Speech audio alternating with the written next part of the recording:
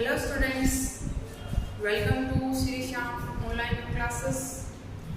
आज हम पढ़ेंगे स्टूडेंट्स रिंग थ्योरी का सेकंड लेक्चर, जो बीएससी बीएड सेकंड ईयर और बीएससी थर्ड ईयर का टॉपिक है।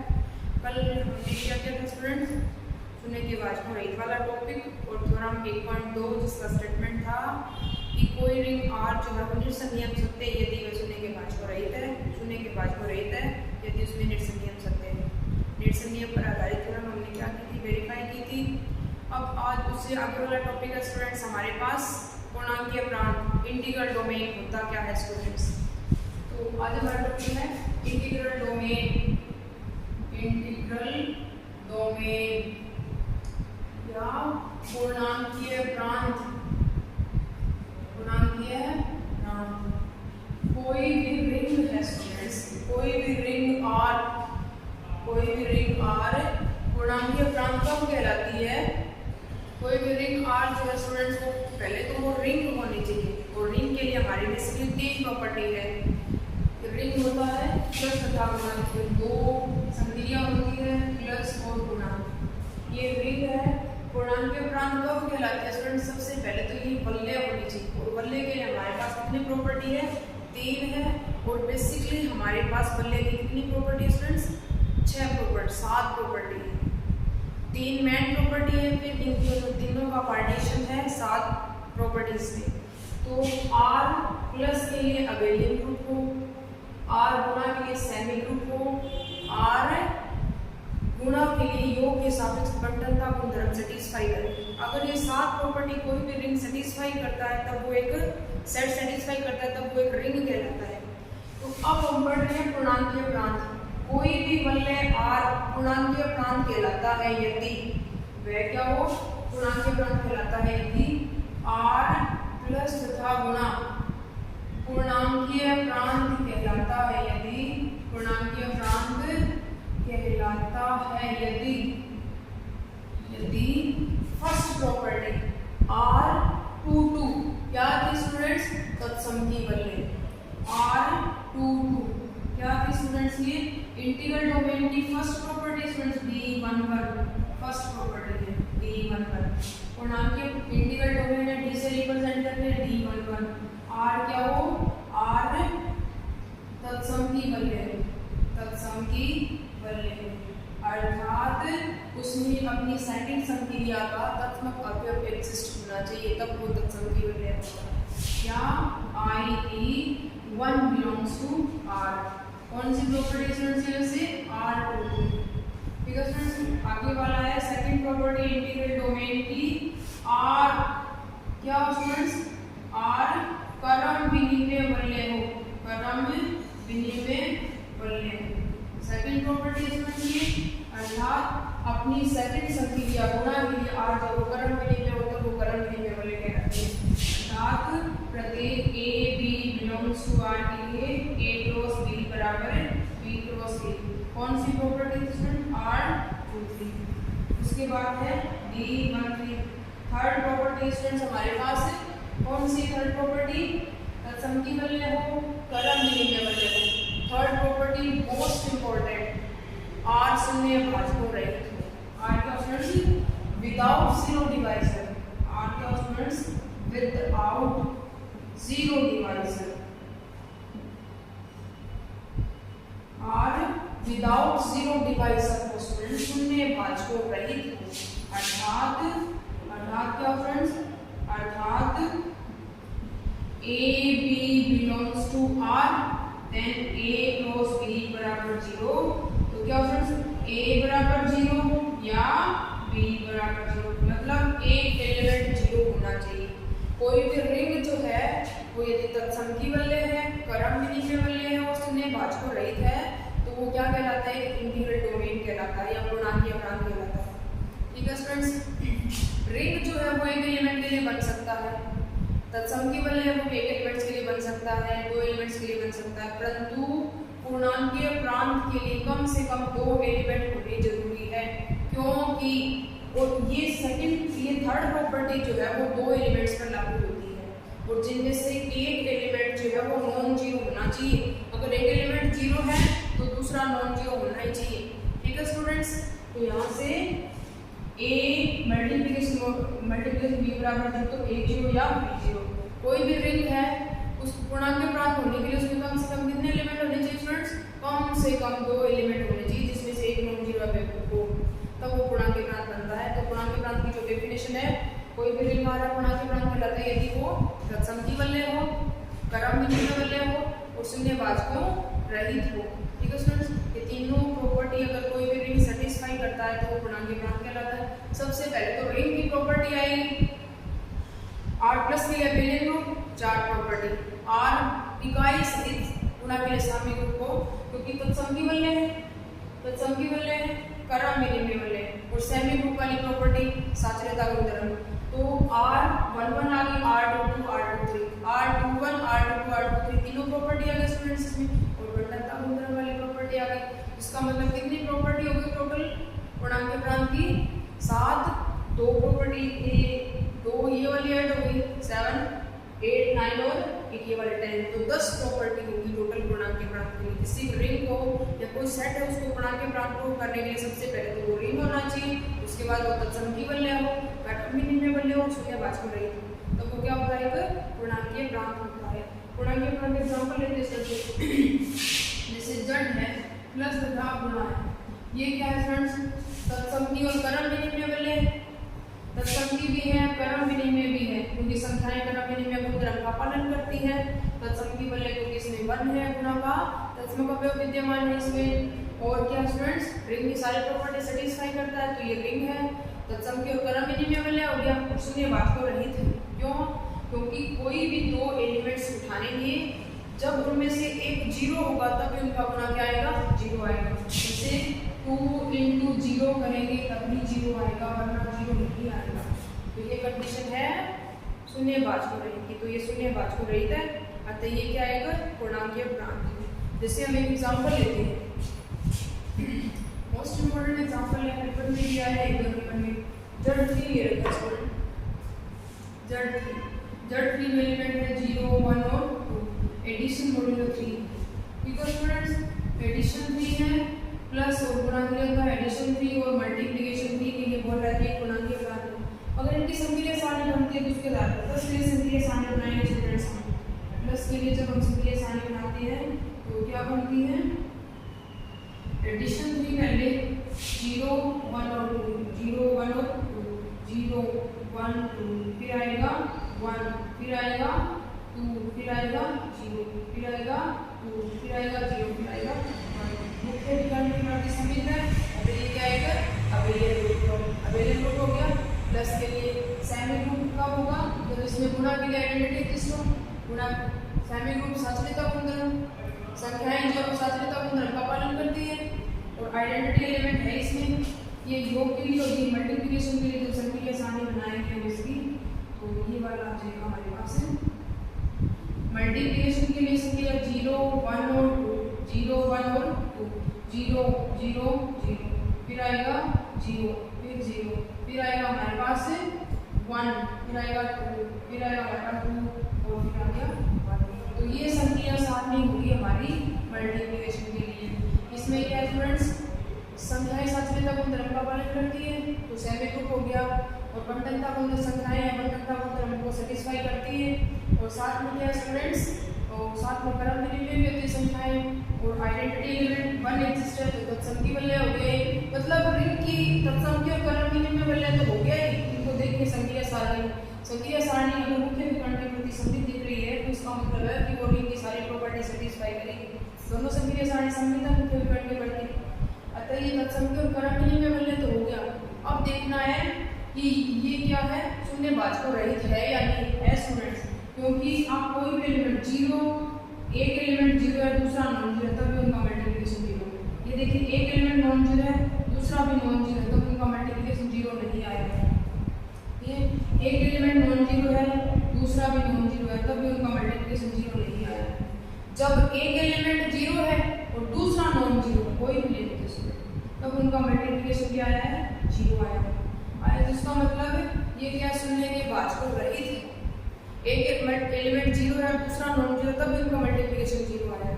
इसका मतलब ये क्या? शून्यवाचक रहित है, तत्समकी और क्रम विनिमय वलय, पूर्णांकीय प्रांत है। अब मोस्ट इंपॉर्टेंट थ्योरम है पूर्णांकीय प्रांत पर आधारित।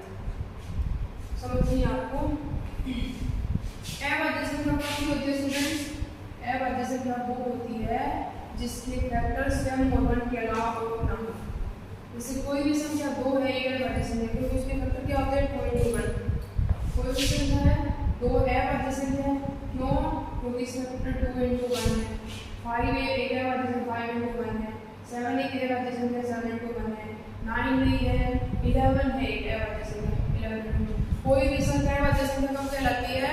जब उसके फैक्टर ना होते हैं, 1 और स्वयं के अलावा कोई गुणनखंड ना हो, वो एक अभाज्य संख्या कहलाती है। ठीक है स्टूडेंट्स, तो आगे वाले थ्योरम है कोई भी मोस्ट इंपोर्टेंट थ्योरम है रिंग जड़ p दे रखा है, p-1 तक एलिमेंट है, is an integral domain if it p is prime. लिखिए स्टेटमेंट इसका स्टेटमेंट है ring theorem 1.3 most important theorem 1.3 most important है। तो सुन आई रहती है क्या है बोला इसने रिंग दे रखा है, रिंग है मतलब रिंग की सारी प्रॉपर्टी सेटिस्फाई कर गया तो रिंग जड़ p इक्वल टू दे रखा है 0 1 2 3 4 सोन p-1 तक एलिमेंट है। जड़ p है तो p-1 तक एलिमेंट, एडिशन मॉड्यूलो p और मल्टीप्लिकेशन मॉड्यूलो p ये बल्ले हैं। तो स्टूडेंट्स एक पूर्णांक प्रांत है is an integral domain, is an integral domain if दोनों if p is prime मतलब पूर्णांकीय ये रिंग जो है पूर्णांकीय प्रांत है यदि p अभाज्य और फिर माना कि p अभाज्य तब ये पूर्णांकीय प्रांत है। रिंग तो है तत्समकी भी है, 1 दिख रहा है, संख्याएं क्रम विनिमयता गुणधर्म का पालन करती है। तो तत्समकी और क्रम विनिमय वाले स्टूडेंट्स के तत्समकी और क्रम विनिमय वाले तो पूर्णांक के प्रांत के लिए सिर्फ एक कंडीशन सेटिस्फाई करनी होगी कि ये शून्यवाचक रहित है। सबसे पहले आगे वाला लेते हैं, फिर उससे आगे वाला प्रूफ करेंगे। तो प्रूफ करने के लिए मान लेंगे, प्रूफ देखिए स्टूडेंट्स इसका प्रूफ में क्या मान लिया, माना जड़ p क्या है पूर्णांकीय प्रांत, जड़ p एक पूर्णांकीय प्रांत है अर्थात जड़ p तत्समकी क्रम विनिमय तथा शून्यवाचक रहित बने, अर्थात जड़ p तत्समकी क्रम विनिमय तथा शून्यवाचकों रहित है।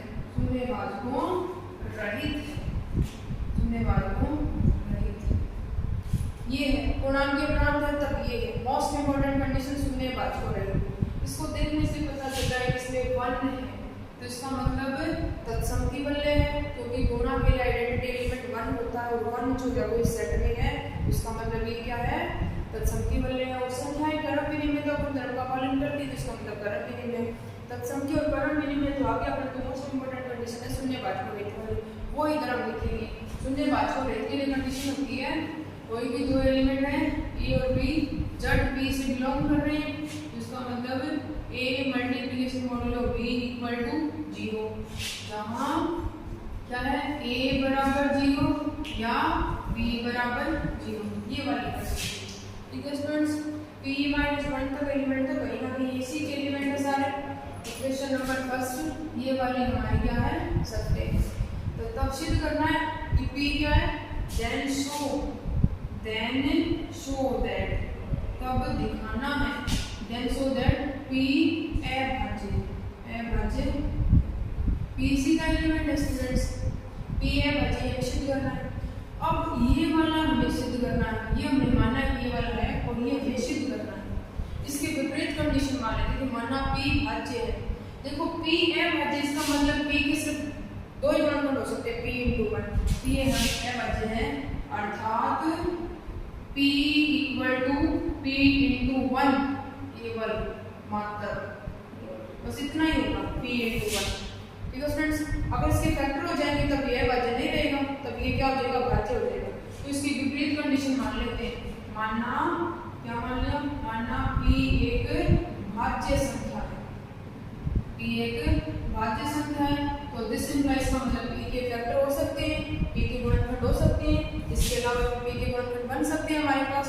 तो p इक्वल टू मान लिया p equal to p1 multiplication modulo p2 दो फैक्टर हो गए हमारे पास। p के गुणनखंड हो गए 1 के अलावा भी p1 और p2, और p1 और p2 का जो मान है वो क्या रहेगा, 1 से तो बड़ा रहेगा, बराबर नहीं हो सकता। क्यों नहीं हो सकता, क्योंकि 1 के बराबर हो जाएगा एक मान, तो दूसरा p अपने आप आ जाएगा, ये भाज्य संख्या अभाज्य संख्या बन जाएगी। तो 1 के बराबर नहीं हो सकता p का मान, p1 का मान, p1 का जो मान है वो 1 से बड़ा होगा, 1 के बराबर नहीं हो सकता। p1 का जो मान है वो p2 के बराबर भी हो सकता है, p2 से छोटा भी हो सकता है, और आगे p2 का जो मान है वो p के बराबर नहीं हो सकता। तो इन दोनों की जो वैल्यू है वो 1 और p के बीच रहेगी। अगर किसी एक की वैल्यू या तो p हो जाए या फिर 1 हो जाए तो वो अभाज्य संख्या बन जाएगी, और हमने माना है कि अभाज्य संख्या यानी एक भाज्य संख्या है, तो यही कंडीशन रहेगी इनके लिए। इसका मतलब यहाँ से पता चला कि ना तो p1 का मान 0 है क्योंकि 1 से बड़े है मान, ना तो p1 का मान 0 ना ही p2 का मान 0 है। ठीक है स्टूडेंट्स, और दोनों के मान 1 और p के बीच में है, तो यहाँ से आ जाएगा। अब इसको देखिए, मल्टीप्लिकेशन मॉड्यूलो है, इसको देखिए p1 गुना p2 बराबर आता है, क्योंकि p1 मल्टीप्लिकेशन मॉड्यूलो p2 का जो मान है वो p के बराबर है। इन दोनों का जो मल्टीप्लिकेशन है वो p के बराबर है, इसका मतलब है कि p को p पूरा पूरा डिवाइड करता है, तो इन दोनों का जो मल्टीप्लिकेशन है वो आएगा हमारे पास, मल्टीप्लिकेशन आएगा 0। क्यों, क्योंकि p है इन दोनों का मल्टीप्लिकेशन, और p को p पूरा पूरा डिवाइड करें तो इसका बचेगा हमारे पास 0 से इसका लाएगा। तो यहाँ से ये कंडीशन हमें शो करती है, क्या शो करती है, कि p1 और p2 का जो मल्टीप्लिकेशन है वो 0 है। तो इसका मतलब है जहाँ ना तो p1 बराबर 0, जहाँ p1 का मान भी नॉट इक्वल टू 0 है, एंड p2 का मान है वो भी क्या है, नॉट इक्वल टू 0। ना तो p1 0 है ना p2 0 है, फिर भी दोनों का गुणा 0 है, तो इसका मतलब ये शून्यवाद को सहित की कंडीशन है, रहित की है ही नहीं। और जो क्या है, पूर्णांक प्रांत के एलिमेंट है, p तक एलिमेंट है, हमने माना है कि p1 और p2 के जो मान है वो p से छोटे हैं, मतलब p माइनस p हो जाएगा, p का मान फिर 0 आ जाएगा यहाँ पे। तो इसका मतलब p1 और p2 जो दोनों है वो इसी के एलिमेंट है, और दोनों का मान 0 के बराबर नहीं है, या तो 0 से या 1 से बड़े हैं और p से छोटे हैं। तो इसका मतलब इनके बीच में कहीं है, जहाँ पे ना तो p1 का मान 0 ना p2 का मान 0, फिर भी दोनों का गुणा 0 आ रहा है। इसका मतलब शून्यवाद को सहित हो गया है, जो हमारे कथन का विरोध करता है कि ये शून्यवाद को रहित है।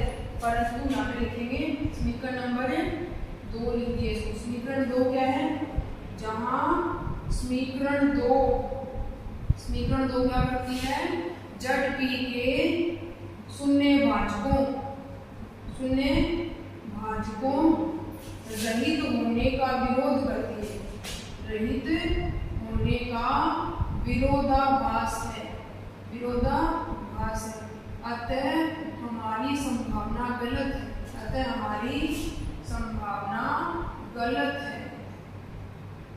है, p अभाज्य होगा, p भाज्य नहीं हो सकता, अतः p क्या होगा, अभाज्य होगा, अतः p भाज्य नहीं होगा, भाज्य नहीं, अतः p एक अभाज्य संख्या होगी। तो दिस इंप्लाइज पहला प्रूफ हो गया हमारा ये वाला। तो क्या, जड़ p पूर्णांकीय प्रांत दिस इंप्लाइज p अभाज्य। अब हम मानेंगे कि p अभाज्य, तो जड़ p को पूर्णांकीय प्रांत में क्या करना है, सिद्ध करना। सेकंड कंडीशन मानेंगे, हो गया वेरीफाई। फर्स्ट कंडीशन पहले माना पूर्णांकीय प्रांत और p को भाज्य हमने सिद्ध किया, अब मानेंगे कि p अभाज्य, देन पूर्णांकीय प्रांत, इसको क्या करना है, सिद्ध करना। अब आगे वाला सेकंड हम प्रूव करेंगे। सेकंड में हमने मानना है विलोम में इसका उल्टा क्या मानना है, सेकंड में हमें मानना है या विलोम, विलोम में हमें मानना p एक भाज्य संख्या है, p एक भाज्य संख्या है, अर्थात p equal to p into 1 only, केवल यही हो सकता है। भाज्य संख्या तो यही कंडीशन होगी। then show that ZP is an integral domain, ZP is an integral domain। सिद्ध करना students, integral domain I D अर्थात a multiplication modulo p equal to 0, यहाँ पे a बराबर 0 या b बराबर 0, ये सिद्ध करने की कंडीशन है। क्योंकि जब p को क्या माना है, जब p इंटीग्रल डोमेन ये सिद्ध कर रहा है, तो जब मुझे नहीं पता चल रहा है कि संख्याएं है तो सब के उत्तर में क्या बदले तो है, इसका मतलब ये की कंडीशन शो कर रही है, मानना आपकी बार मानना p एक भाज्य संख्या है। तो ये वाली हम देखते चलेंगे कितनी कंडीशन होगी, हम सिद्ध करेंगे। आगे वाला नहीं मानते, स्टार्टिंग वाला लेके चलते हैं, आगे वाला प्रूव करते हैं। दोनों में से एक कंडीशन है सत्य माननी होती है जो हम प्रूव करते हैं। तो क्या मान लीजिए स्टूडेंट्स, यहाँ से मानना क्या पता चल रहा है, देखिए मानना जब p एक तत्सम तथा परम विनिमय वाले है, तत्सम तथा परम विनिमय वाले है, परम विनिमय वाले। ठीक है स्टूडेंट्स, ये सिद्ध करना p एक अभाज्य संख्या, ठीक है, अभाज्य संख्या, उसके फैक्टर ओनली p इंटू 1 हो सकते हैं। इसका मतलब a ये लेके चलना है, ये सिद्ध करना है। ठीक है स्टूडेंट, तो a मल्टीप्लिकेशन मॉड्यूलो p बराबर कितना 0, इतना ले लीजिए। अब इसको देखिए, p क्या है, अभाज्य संख्या, इसका मतलब है कि इन दोनों के गुणा को p पूरा डिवाइड करता है तब 0 है इसका मान। ठीक है स्टूडेंट, इसका मतलब यहाँ से ये जो कंडीशन है, इसका मतलब है कि इन दोनों का जो गुणा आया उसको p ने पूरा विभाजित कर दिया। इसका मतलब है, क्या मतलब है इसका स्टूडेंट्स, इसका मतलब है कि a इंटू बी मतलब p divide a b divided by p। इसका मतलब होता है कि a है a b को p डिवाइड कर रहा है, इसका मतलब है a b divided by p पूरा डिवाइड कर दिया तब इसका मान 0 आया है। तो जिस सिंपल ये लिख सकते हैं या यहाँ से ये भी लिख सकते हैं कि ab डिवाइडेड बाय p, कि ab को जो है वो p पूरा डिवाइड कर दिया। ठीक है स्टूडेंट्स, अब हमें पता है कि इसको पूरा डिवाइड कर रहा है तब इसका मान 0 है। तो इसका मतलब ऊपर वाला जो है, इसका मतलब इन दोनों का मल्टीप्लिकेशन को 0 आया है। इसका मतलब ये वाला है कि ab को p पूरा डिवाइड कर रहा है, इसका मतलब या तो p जो है वो a को पूरा डिवाइड कर रहा है या b को पूरा डिवाइड कर रहा है।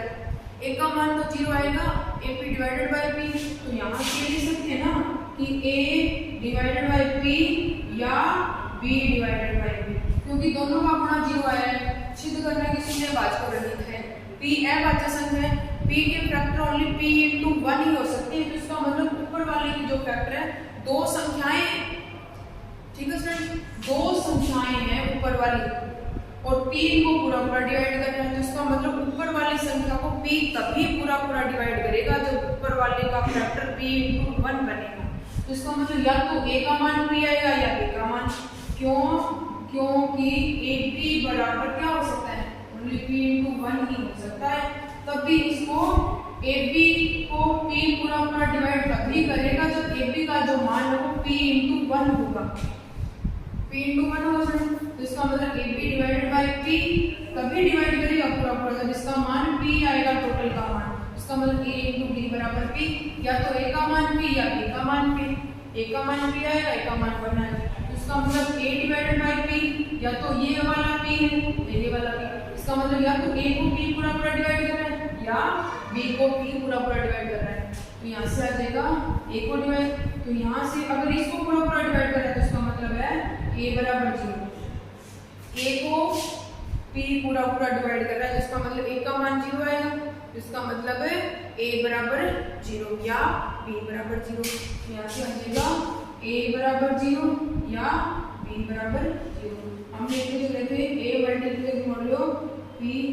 मल्टीप्लिकेशन मॉड्यूलो p बराबर 0 आया कंडीशनलाइज ए बराबर 0 या बी बराबर 0। ये किसकी कंडीशन है स्टूडेंट्स? ये कंडीशन है शून्य के वास्तव रहित की। अतः हमने तत्सम की और क्रम विनिमय वलय को माना था और सिद्ध कर दिया। क्या सिद्ध कर दिया स्टूडेंट्स? यहाँ से हमने सिद्ध कर दिया कि पी अवाच्य संख्या है और जड़ पी क्या शून्यवाचक रहित है। अतः हमारी थ्योरम क्या होती है? सिद्ध होती है यदि जड़ पी एक पूर्णांक प्रांत है तो वो पी अवाच्य, अगर पी अवाच्य तो जड़ पी एक पूर्णांक प्रांत होगा। मोस्ट इंपॉर्टेंट थ्योरम है स्टूडेंट्स, तो आप अच्छे से पढ़िए। इसके बाद जो स्टूडेंट्स पूर्णांक प्रांत के बाद आता है हमारा फील्ड क्षेत्र। क्षेत्र होता क्या है स्टूडेंट्स? क्षेत्र। आगे वाला टॉपिक है हमारा फील्ड या क्षेत्र। फील्ड के बारे में क्या जानते हो स्टूडेंट्स? फील्ड है हमारा आगे वाला टॉपिक, फील्ड या क्षेत्र। कोई रिंग दे रखी है स्टूडेंट्स आर, वो फील्ड कब कहलाती है स्टूडेंट्स? जब आर एक रिंग आर जो है वो क्षेत्र कहलाती है यदि आर तत्सम की वलय हो, क्रम विनिमय वलय हो और शून्यवाचक रहित हो तब तो होता है पूर्णांकीय प्रांत। परंतु यदि उस रिंग में प्रत्येक अवयव का, प्रत्येक नॉन जीरो एलिमेंट का यदि इसमें प्रतिलोम विद्यमान है तो वो क्या कहलाता है? क्षेत्र कहलाता है। क्षेत्र के लिए तीन कंडीशन होती है, जैसे पूर्णांक प्रांत के लिए तीन कंडीशन होती है। कोई भी रिंग आर है क्षेत्र कहलाता है यदि आर तत्सम की वलय हो, क्रम विनिमय वलय हो और उस रिंग में प्रत्येक नॉन जीरो एलिमेंट का, नॉन जीरो अवयव का, प्रत्येक शून्यतर अवयव का प्रतिलोम विद्यमान हो तो वो रिंग क्या बनती है? क्षेत्र बनती है। ठीक है स्टूडेंट्स, क्षेत्र पर आधारित थ्योरम है। क्षेत्र की जो डेफिनेशन है वो हम नेक्स्ट लेक्चर में अच्छी तरह से